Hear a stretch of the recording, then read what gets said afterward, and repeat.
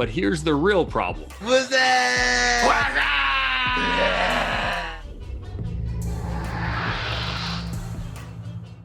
This week, we've got the Super Bowl. Now, the Chiefs versus the Buccaneers, but the team I'm rooting for, the commercials. And this year, a 30-second Super Bowl commercial is going to cost you a clean $5.5 million.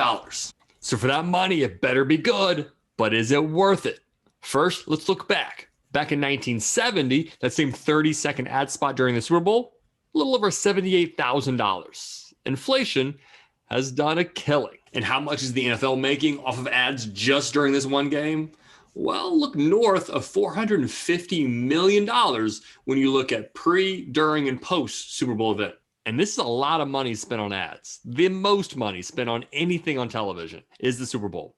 But even if you take second place, which is the NBA Finals, if you take every game in that Finals, it still costs less than one Super Bowl commercial. Third place, Major League Baseball, still much cheaper than just one Super Bowl commercial. So to those businesses spending $5.5 million for a 30-second ad this year for the Super Bowl, what are you getting for that money? First, of all those Super Bowl ads in the past that were super creative, something like the puppy monkey baby that was stuck in my head for a week, did you actually remember what they were trying to sell you? It was creative, but didn't actually move the needle on sales in any way. And here's the dirty, dirty secret, right? These organizations, these businesses hire creative agencies to create these commercials for them, right? They don't actually create them in AB or Coke. They hire an agency to do them for them. And the agency is trying to be as creative as possible because they get name recognition. Oh, the creative ad for so-and-so, to then get more work from other companies. They're not actually trying to sell the product for that business. The business is putting up the money for it, but it's really just helping the agency sell to future clients. Can you name the most memorable Super Bowl commercial just of last year in 2020? Well, the winner was actually Amazon. Amazon won the Super Bowl ads of last year and having the most memorable commercial. Second place was Jeep. Third place was Hyundai. Now, sure, ad agencies just trying to flex their creative muscle is a problem, but here's the real problem. What's that? The real problem is TV ratings are dropping like crazy. Every TV show is dropping like crazy. The last big thing that was like the mainstay of TV has been football.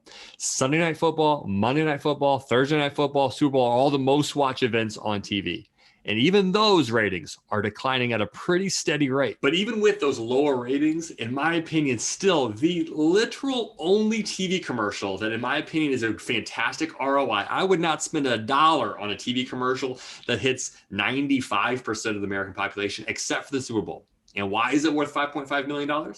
Because you're going to get so many more views on YouTube and people watching the commercials after the fact and before the fact and people seeing a leaked Super Bowl commercial and wanting to watch those. So even though you're buying that ad for the Super Bowl, you're actually going to get more views online than actually during that event. That's why it's actually not a bad price to spend $5.5 million for that ad. And this year specifically, you're going to see a big change in what companies are represented during those Super Bowl ads.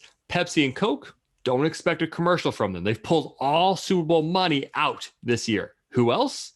Anheuser-Busch. That's right. Really, a Super Bowl staple is AB. What kind of commercials, creative, emotionally impactful commercials is AB going to have? Well, none this year. They're not going to have an ad. First time in 37 years, Anheuser-Busch will not have a Super Bowl ad. So you ask yourself, where are they going to put this money? Well, AB, Pepsi, and Coke have all said the money they were going to spend on the Super Bowl, instead, they're going to make ads and marketing effort to push the effectiveness and the need for COVID vaccination. But don't worry, NFL will still make their money from other organizations. So here's a quiz question. Of all the money that the NFL makes, what percent of that money actually comes from tickets, jerseys, hats, hot dogs, anything you can touch? You think 70, 60%? No, it's about a third. Only a third of the profits that they make are from tickets and hats and jerseys, etc. Where's the other 70% come from? That's right, ads. You are the product. You are the product of the NFL. They're going to sell you ads for Doritos and Cheetos and Pepsi. Last week, the video was about nonverbal communication in sports, and the comment of the week comes from Maddie.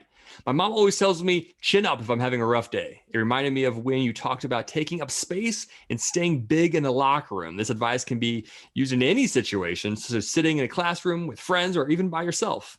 Hashtag act confident and no one will question you. So the question for you this week down in the comments, what has been your favorite Super Bowl commercial of all time? What brand was it for? What was the creative thing that really resonated with you? What was the thing that was catchy, a song or puppy, or what were the case?